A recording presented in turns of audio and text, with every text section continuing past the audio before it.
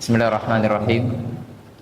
Assalamualaikum warahmatullahi wabarakatuh. Innal hamdalillah nahmaduhu wa nasta'inuhu wa nastaghfiruh wa na'udzu billahi ta'ala min shururi anfusina wa min sayyiati a'malina. Man yahdihillahu fala mudilla lahu wa may yudlilhu fala hadiya lahu. Asyhadu an la ilaha illallah wahdahu la syarika lah wa asyhadu anna Muhammadan abduhu wa rasuluh. Qala Allahu rabbuna tabaraka wa ta'ala, ya ayyuhalladzina amanu taqullaha haqqa tuqatih wa la tamutunna illa wa antum muslimun. Alhamdulillah, kita bersyukur kepada Allah Rabbuna tabaraka wa ta'ala yang telah memberikan kesempatan kepada kita pada malam hari ini untuk sama-sama duduk di tempat yang paling mulia. Jadi tempat paling mulia di muka bumi adalah masjid. Ya. Ini adalah nikmat yang besar yang tidak diberikan oleh Allah kepada siapa saja. Jadi hanya diberikan oleh Allah hamba-hamba yang dipilih untuk bisa duduk menuntut ilmu, mendengarkan firman Allah dan mendengarkan hadis-hadis Rasulullah sallallahu alaihi wasallam. Ini adalah nikmat yang besar yang patut kita syukuri. Kemudian kita ucapkan jazakumullahu khairan kepada para asatidzah yang ada di sini, DKM, Masjid At-Taqwa. Semoga dengan adanya kajian, adanya daurah yang mana di sana dibahas ilmu, semoga menambah amalan jariah kita yang akan kita bawa sebagai bekal menuju Allah Subhanahu wa ta'ala. Karena sekarang adalah tempat kita beramal. Nanti ada saatnya kita tidak bisa lagi beramal, hanya ada perhitungan.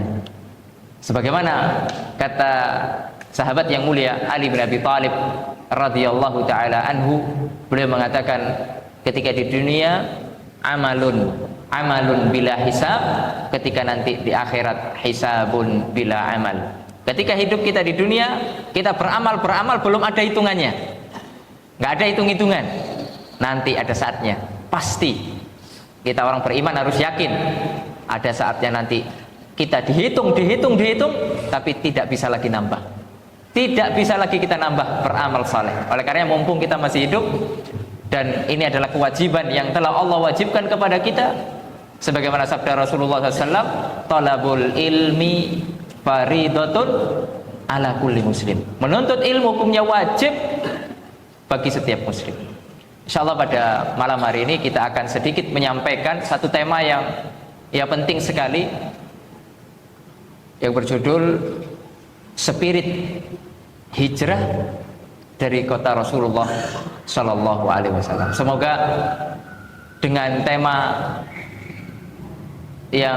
semoga dengan tema ini yang insya Allah bagus ya, yang akan kita dengarkan bersama, semoga menambah iman. Karena ngaji itu bukan yang penting lucu nih ya, tapi yang penting ilmunya. Yang penting adalah ketika kita pulang iman kita bertambah ya, bukan ketika kita pulang nggak dapat apa-apa. Nah, itu rugi kita ngaji ya. Ngaji yang benar adalah ngaji yang nambah iman dan nambah ilmu, nambah rasa takut kita kepada Allah Subhanahu wa ta'ala. Insyaallah ada 3 poin yang akan kita sampaikan, dan insyaallah kita tidak akan keluar dari 3 poin ini ya, insyaallah ta'ala, sehingga waktunya cukup nanti sampai isya ya. Poin yang pertama yang akan kita sampaikan adalah tentang makna hijrah ya. Makna hijrah nanti akan kita sampaikan di poin pertama. Kemudian poin yang kedua yang akan kita sampaikan adalah tentang perintah hijrah ya, perintah hijrah. Kemudian yang terakhir adalah inti dari materi, yaitu spirit hijrah yang mana yang bisa kita aplikasikan di dalam kehidupan kita sehari-hari. Tapi pembahasan kita di poin yang pertama tentang makna hijrah. Makna hijrah secara bahasa, ma'asyiral muslimin rahimani wa rahimakumullah, kata para ulama adalah al-intiqal min baladin ila balad. Hijrah secara bahasa adalah pindah dari satu tempat ke tempat yang lain, itu namanya hijrah. Itu secara bahasa. Ya, jadi pindah dari satu tempat ke tempat yang lain. Misalnya Bapak asli orang Banjarnegara, kemudian pindah ke Jogja. Itu secara bahasa namanya apa? Hijrah. Ya, pindah.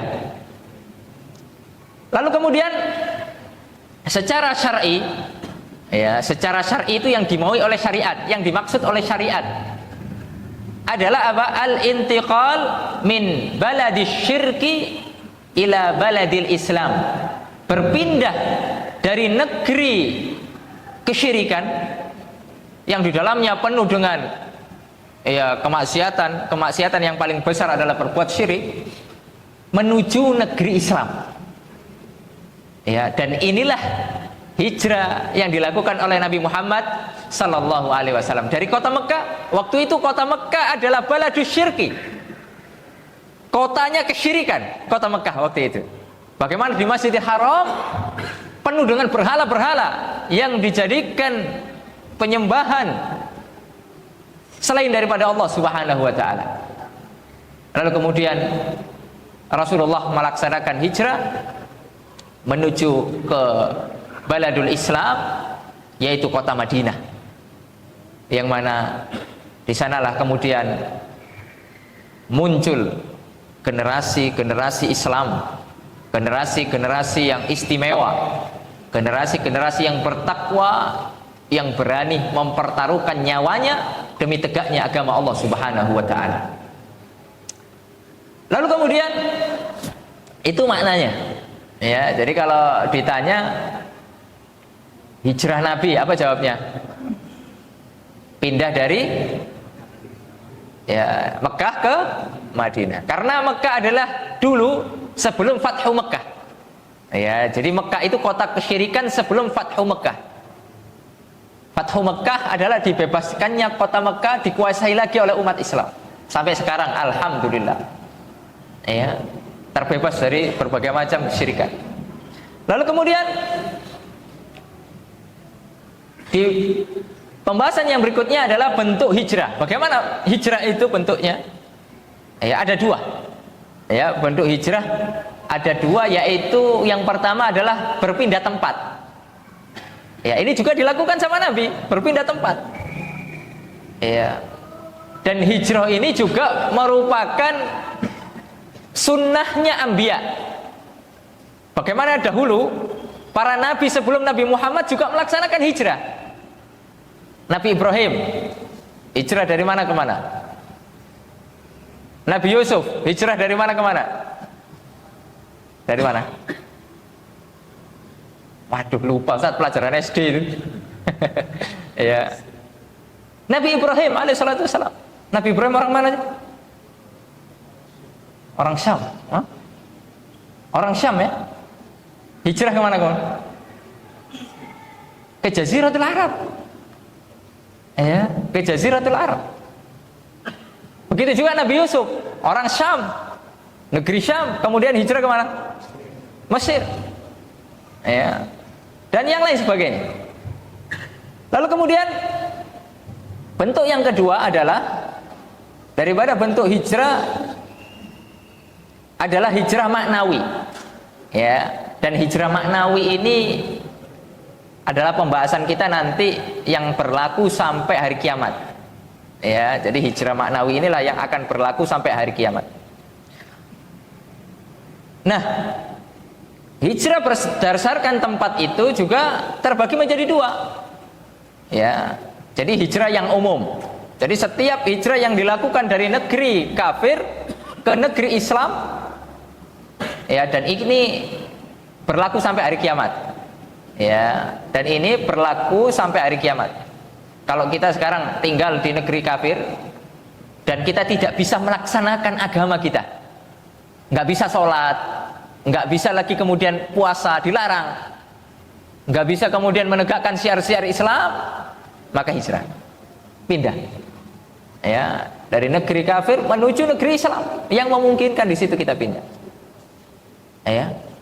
Lalu kemudian ada hijrah yang khusus, dan ini yang dilakukan oleh Rasulullah, hijrah yang khusus, dan ini sudah tidak ada lagi, yaitu hijrah dari Mekah ke kota Madinah, ya. Makanya kalau kita lagi umroh, kita umroh dulu baru terus ke Madinah, itu gak dinamakan hijrah.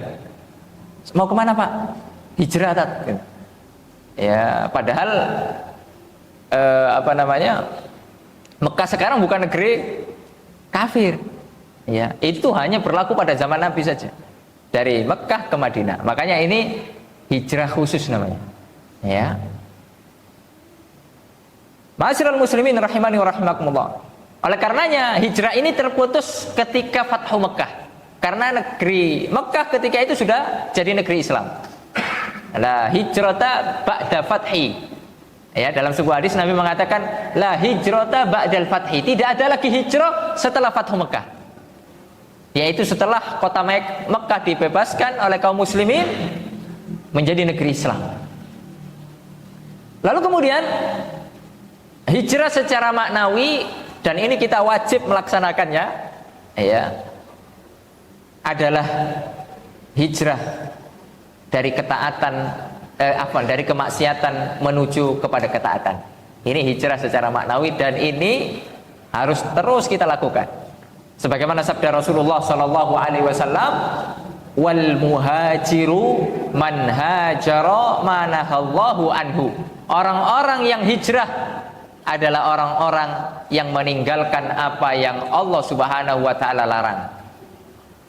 Contohnya hijrah dari yang dulunya kita praktisi ribawi, kita hijrah meninggalkan praktek-praktek riba.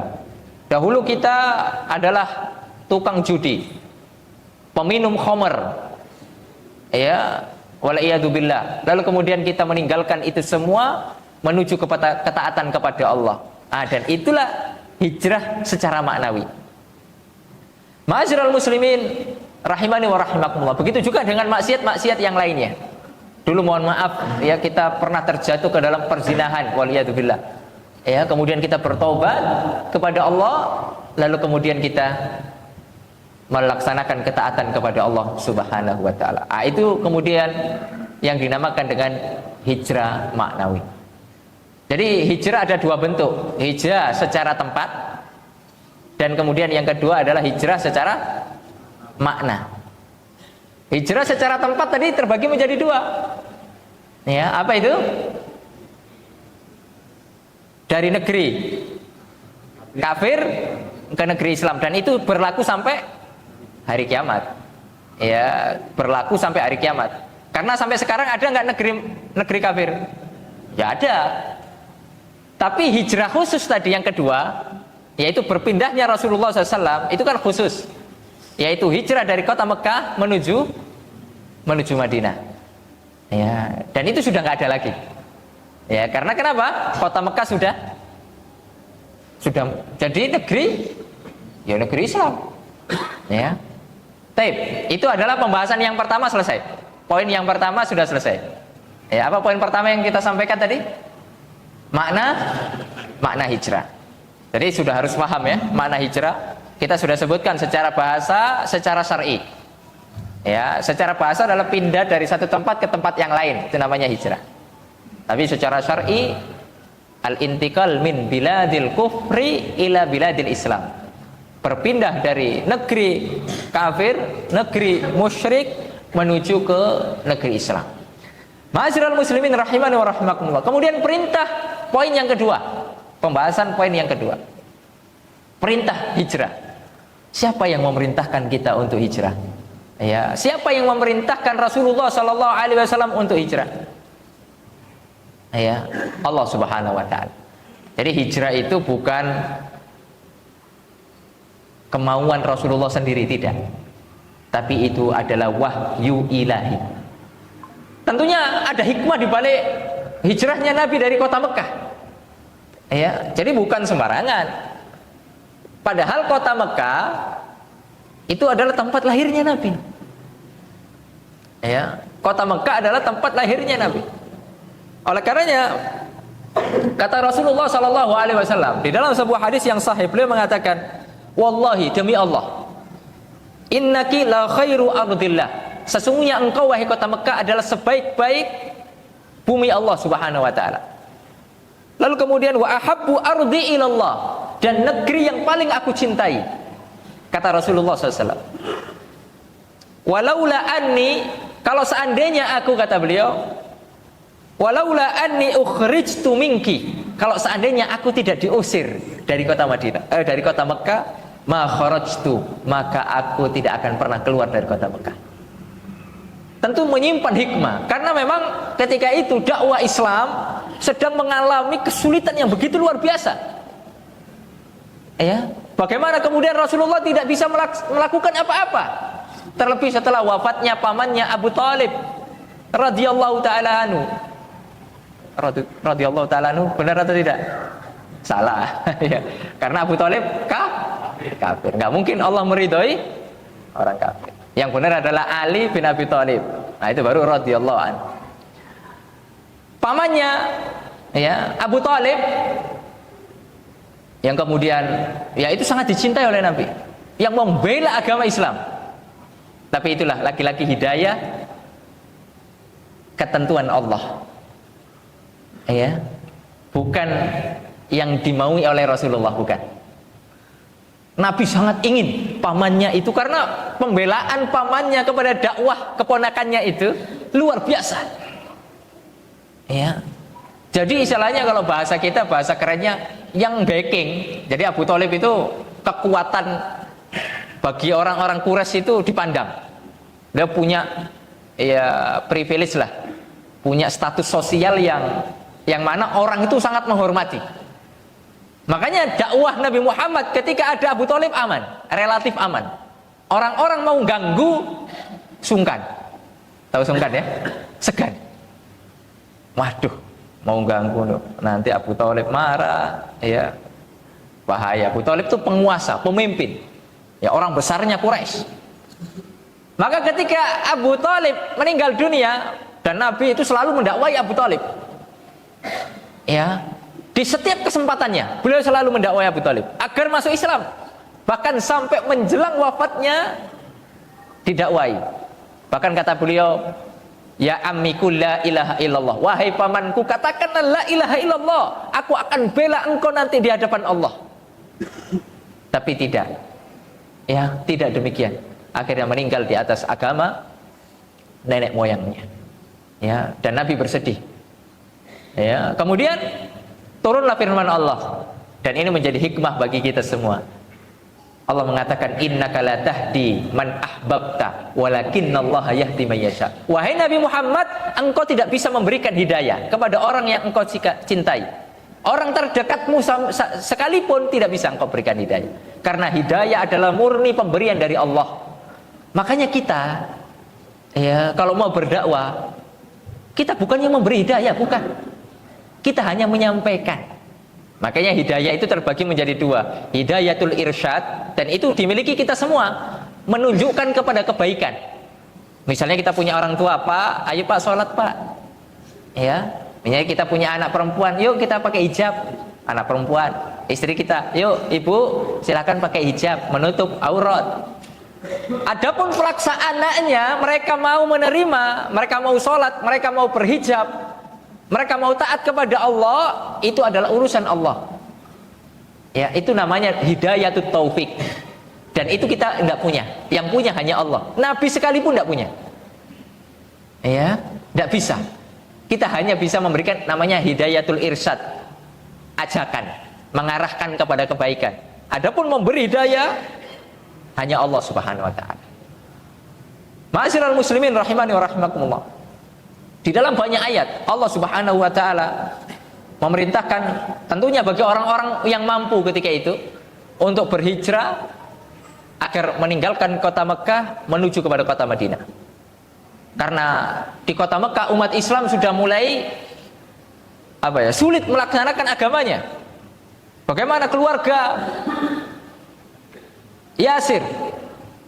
Ya, keluarga Yasir disiksa, tapi Nabi tidak bisa berbuat apa-apa.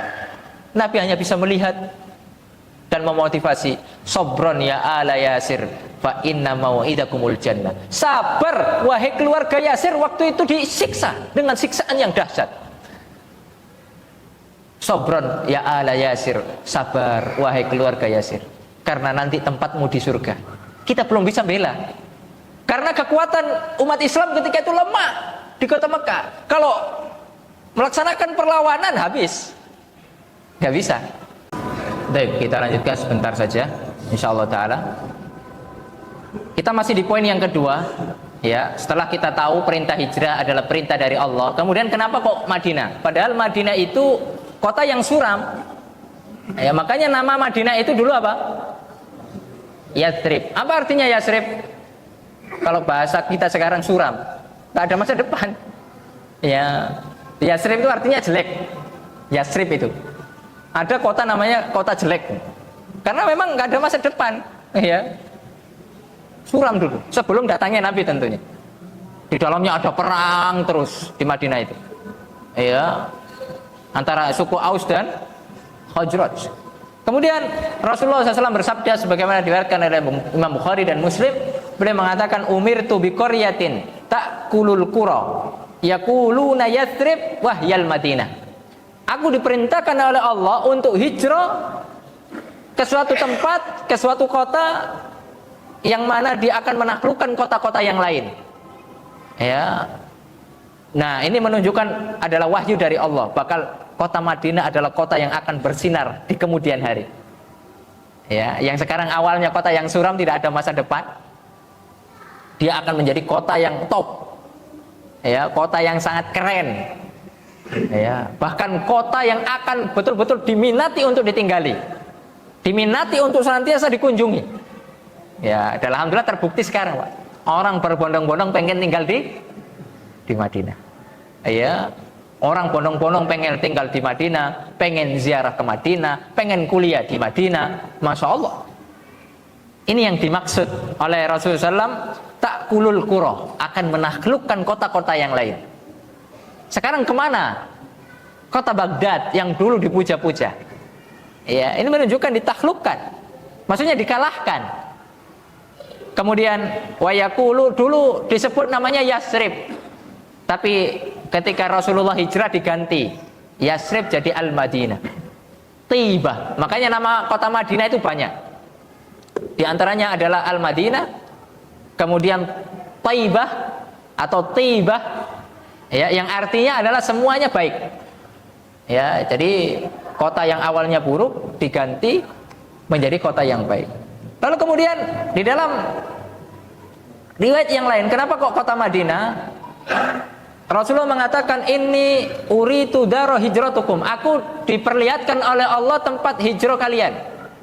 Ya. Jadi di antara salah satu wasilah wahyu itu dari mimpi.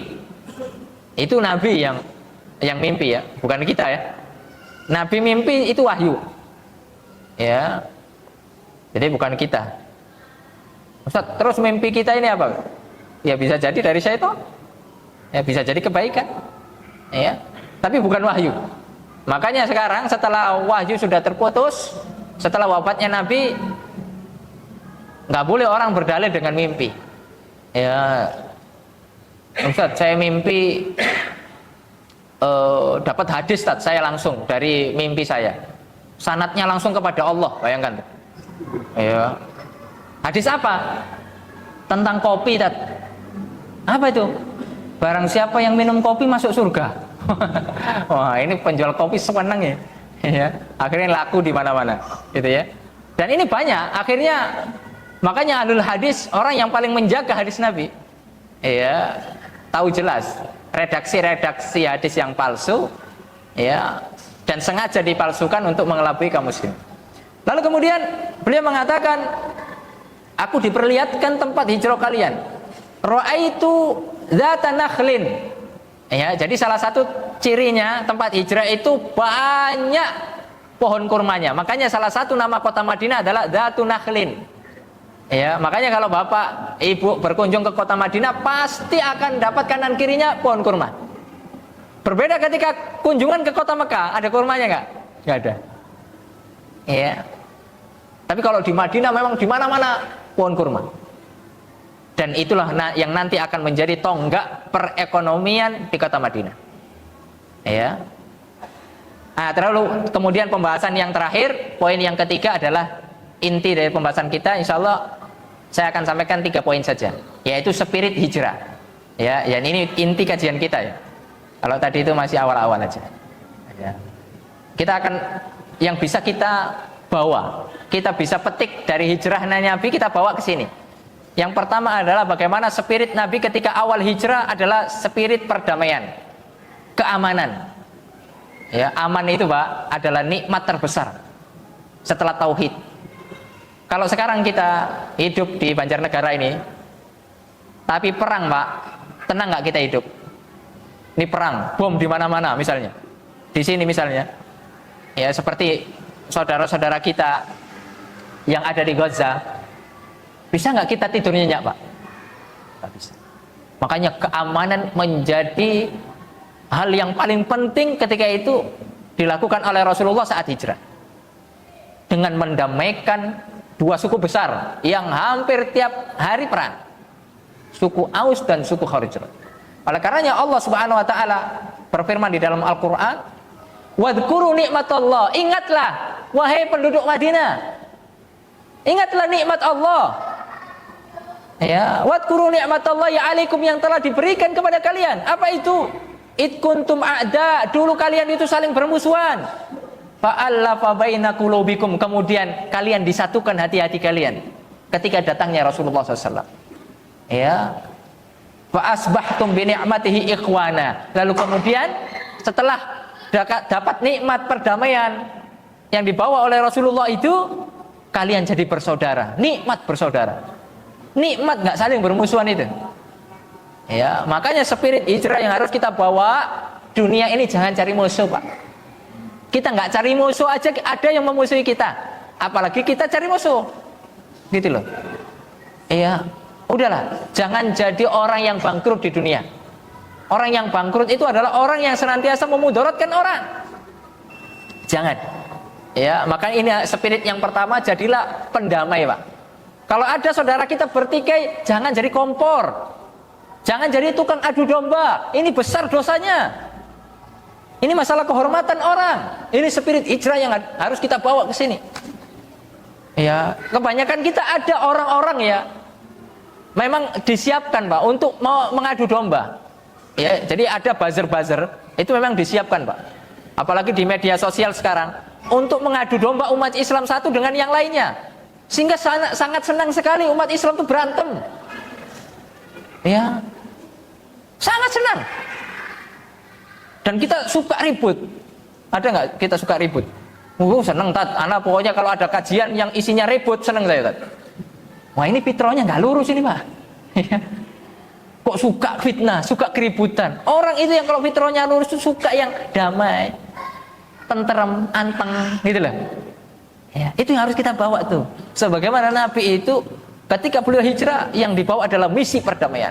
Makanya ketika itu dibentuk perjanjian piagam Madinah dengan orang Yahudi. Agar apa? Jangan macam-macam. Silakan ente beribadah, kita beribadah, aman, toleransi. Kita nggak harus ikut agama antum, saya juga nggak harus ikut, kamu nggak harus ikut agama saya. Udah masing-masing aja.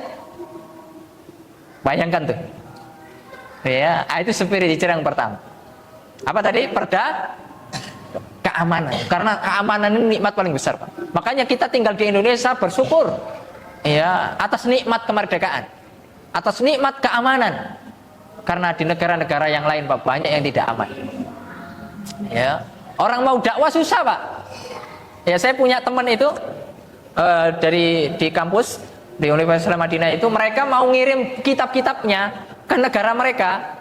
Itu daerah jajahan Rusia itu nggak boleh Pak. Kita alhamdulillah ngirim kitab berkarton-karton, ya mungkin cuma bermasalah bea cukai aja Pak. Ya, tapi masuk alhamdulillah. Ya. Maksudnya nggak dilarang. Ya, tinggal kita bayar bea cukai aman. Ya.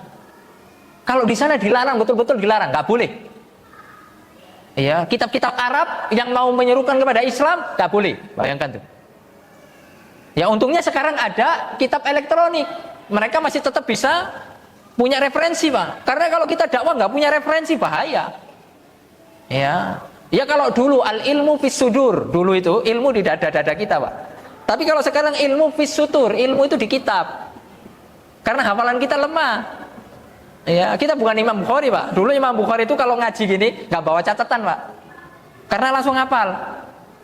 Ya, makanya bapak-bapak ini mirip Imam Bukhari. Ya, semoga gitu ya. Karena hafal tuh, hafal semua. Ya. Nah, itu spirit yang pertama ya. Alhamdulillah nikmat keamanan. Kemudian spirit yang kedua adalah nikmat ilmu agama. Jadi yang beliau bangun waktu itu adalah masjid, Pak, sebagai pondasi. Makanya masjid itu adalah peradaban umat, Pak, tempat peradaban, pusat peradaban umat. Ya, jadi fungsi masjid itu luar biasa sekali dulu.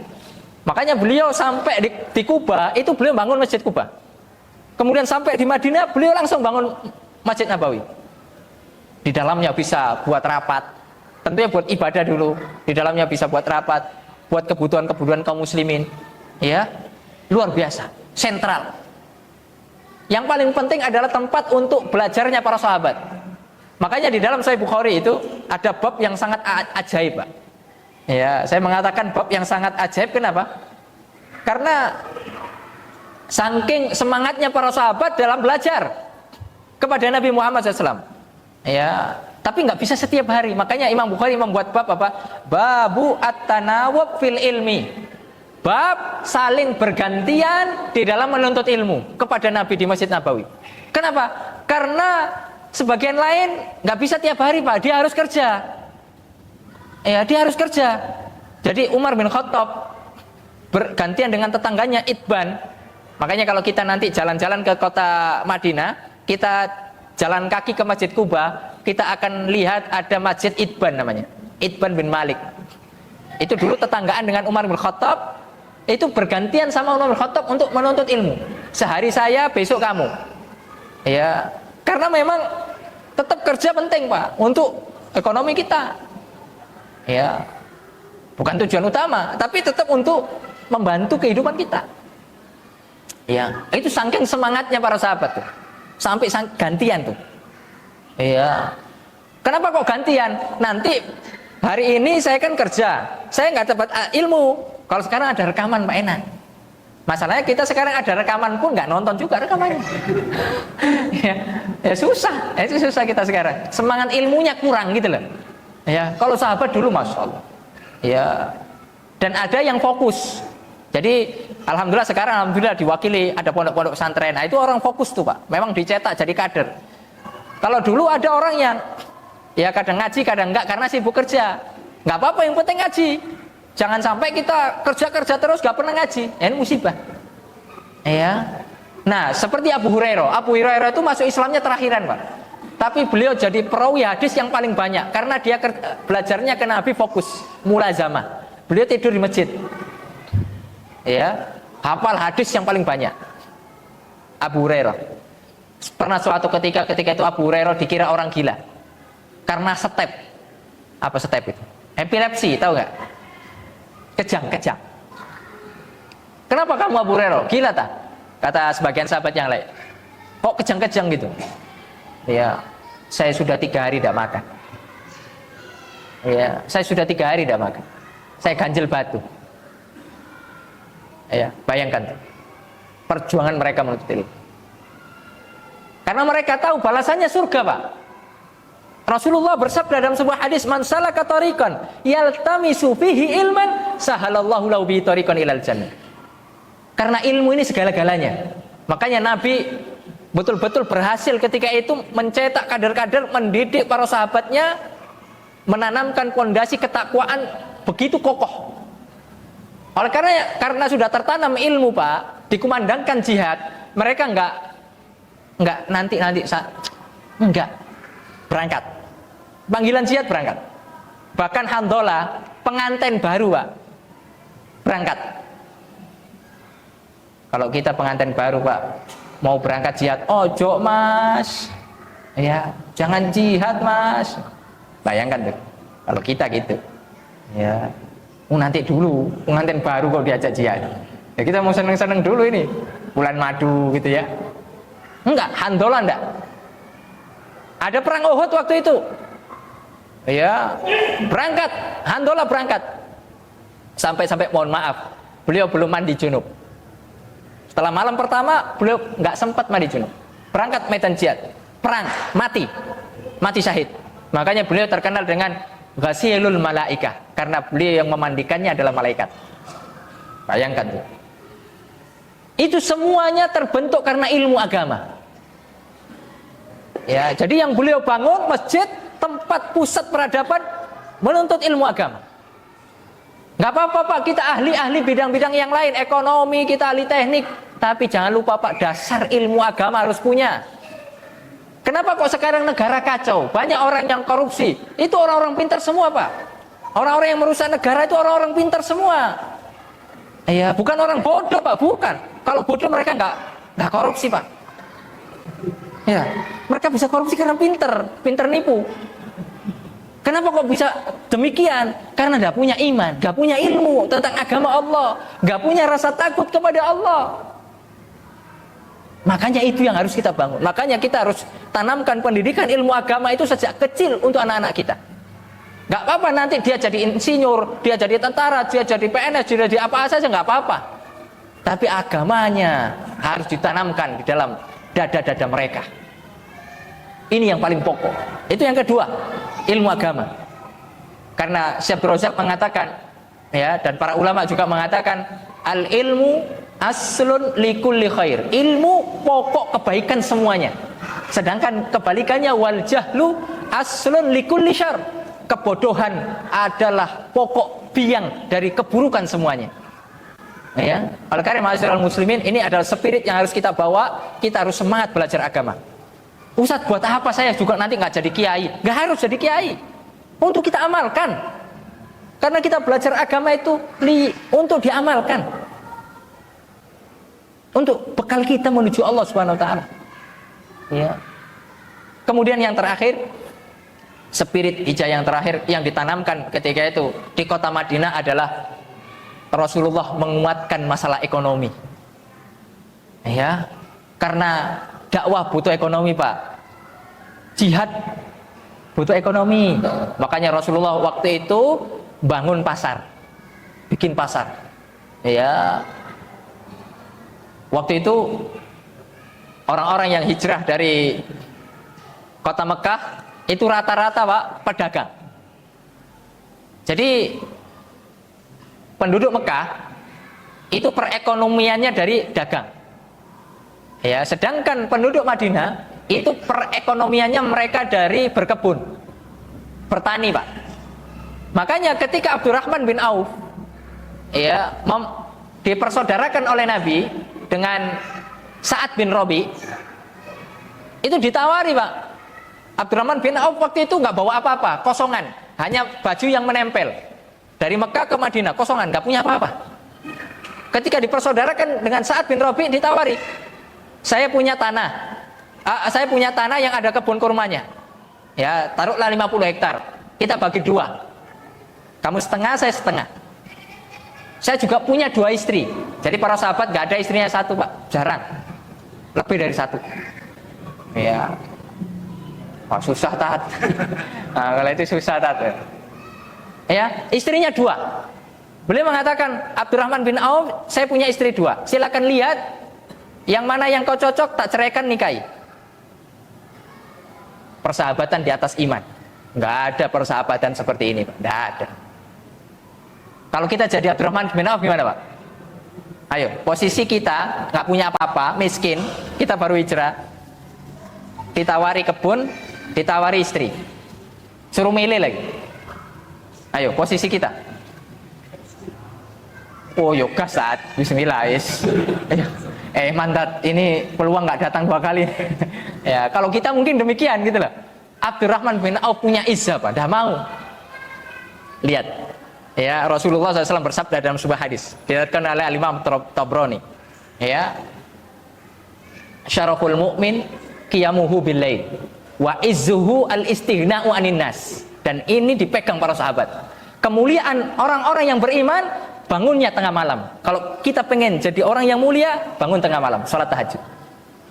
Kemudian yang kedua, al istighna'u anin nas, enggak minta-minta sama manusia, enggak bergantung sama manusia. Dan ini jiwa-jiwa para sahabat sudah tertanam, Pak. Enggak mau dia hanya sekedar dikasih-kasih tok. Enggak mau. Mereka harus bekerja. Ya, harus punya pekerjaan. Itu adalah izzah, dan izzahnya laki-laki adalah dengan bekerja. Ya, itu perekonomian. Makanya Rasulullah SAW menguatkan itu. Ya, mulai kok Rasulullah nggak mau ikut pasarnya orang Yahudi, nggak mau. Karena orang Yahudi itu licik, Pak, sampai sekarang. Ya, orang Yahudi itu prinsip ekonominya gini. Kalau umat Islam itu kan enggak. Umat Islam itu ketika ada musibah, umat Islam akan ta'awun, saling tolong menolong. Orang Yahudi enggak. Ketika ada musibah, disitulah dimanfaatkan untuk mencari apa? Keuntungan sebesar-besarnya. Dan itu pernah terjadi di kota Madinah ketika paceklik. Ya, waktu itu umat Islam butuh air, Pak. Satu-satunya yang punya sumber air orang Madinah, orang Yahudi. Ya. Dan itu dijual, Pak, sama orang Yahudi. Bayangkan tuh. Kalau umat Islam kan enggak. Ayo kita ta'awun, ada orang kekurangan nih, kita bikin galang dana untuk air bersih. Oh, itu umat Islam begitu, Pak. Orientasinya akhirat. Kalau ada orang musibah, ta'awun, tolong menolong. Ada gempa di situ. Ya, masa kita jualan di tempat gempa selimut, Pak, harganya 1 juta. Orang butuh selimut, orang butuh mie, orang butuh air, kita jual di situ harganya selangit. Itu bukan tipe-tipe umat Islam, bukan. Itu orang Yahudi, Pak. Ya, makanya waktu itu Rasulullah SAW betul-betul menguatkan ekonomi, dan alhamdulillah ekonomi umat Islam kuat, ya, waktu itu. Dan para sahabat, ya, al-asyara al-mubasyirin bil jannah, 10 sahabat yang dijamin masuk surga, itu hampir 90% semuanya orang kaya, nggak ada orang miskin, semuanya. Ya, bayangkan tuh, Abdurrahman bin Auf. Jadi di Madinah itu ada rumah gedongan, Pak. Rumah paling gede adalah rumahnya Utsman bin Affan. Itu kayanya luar biasa. Ya, Utsman bin Affan tuh. Ya. Utsman bin Affan itu kalau ditawari surga nggak pernah langsung nolak, Pak. Nggak pernah langsung nanti enggak, langsung. Waktu itu disuruh membebaskan sumur itu. Nabi akhirnya mengatakan, barang siapa yang bisa membebaskan itu sumur, orang Yahudi itu, baginya surga. Utsman langsung angkat tangan, saya. Dibeli akhirnya Bi'ru Rumah itu. Makanya sekarang terkenal dengan Bi'ru Utsman. Ya, kalau kita ke kota Madinah, dan itu letaknya tidak jauh dari Masjid Qiblatain. Nah, itu tempat tinggal saya. Ya, Bi'ru Utsman. Sampai sekarang airnya mengalir.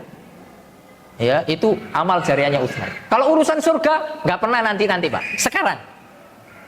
Ya, kalau kita kan nggak mikir dulu, diskusi dulu. Ya, kita diskusi dulu, banyakkan mikir. Ya, nah, mungkin itu saja 3 spirit. Ya, semoga ini bermanfaat bagi kita semuanya. Semoga Allah SWT memberikan keberkahan kepada kita. Semoga Allah SWT menurunkan, ya, ilmu yang bermanfaat kepada kita semuanya. Sebelum itu, saya mau bagi-bagi hadiah ini. Ya, 2 menit.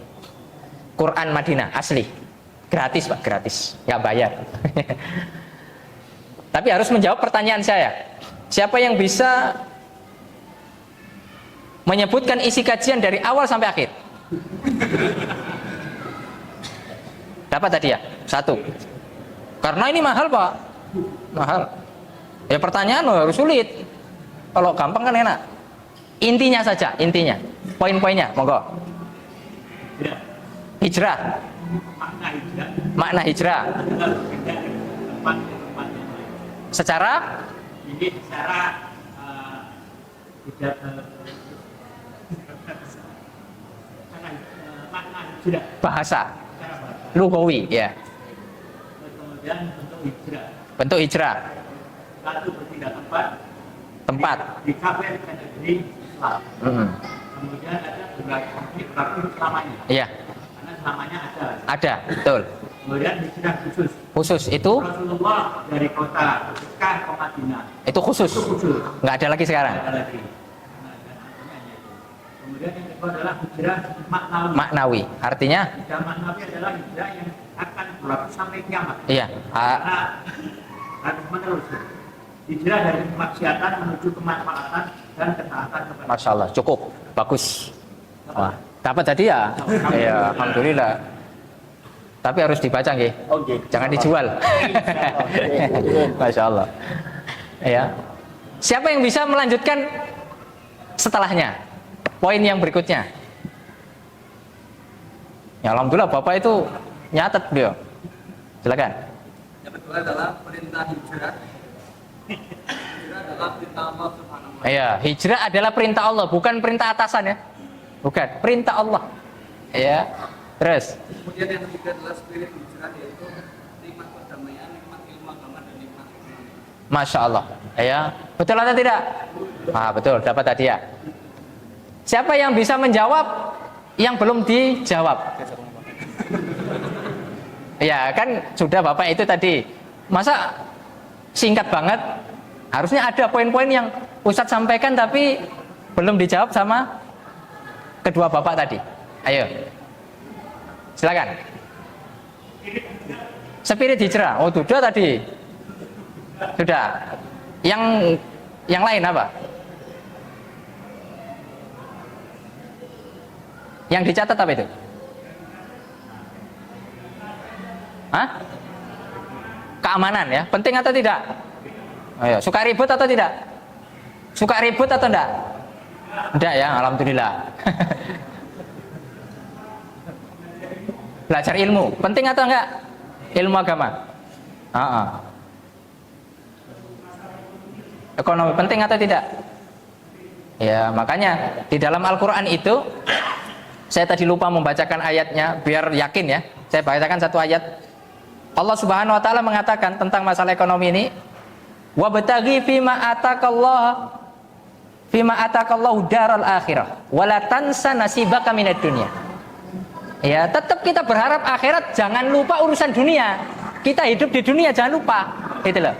Tetap kerja, ya, tetap mencari nafkah untuk bekal menuju akhirat. Tapi jangan jadikan dunia itu sebagai tujuan, itu saja. Ya. Baik, barakallahu fiik, jazakumullah khairan. Semoga yang sedikit ini bermanfaat. Semoga kita bisa bertemu lagi kalau tidak di dunia, di surga Allah Subhanahu. Sekali lagi jazakumullah khair kepada takmir masjid, para panitia, para asatidah. Semoga Allah Subhanahu wa taala memberikan keberkahan kita semuanya menjadi amal jariah sampai nanti di akhirat. Kurang lebihnya mohon dimaafkan kalau ada salah kata, ada tutur kata yang menyinggung, ya tidak ada niat kita untuk menyinggung siapapun.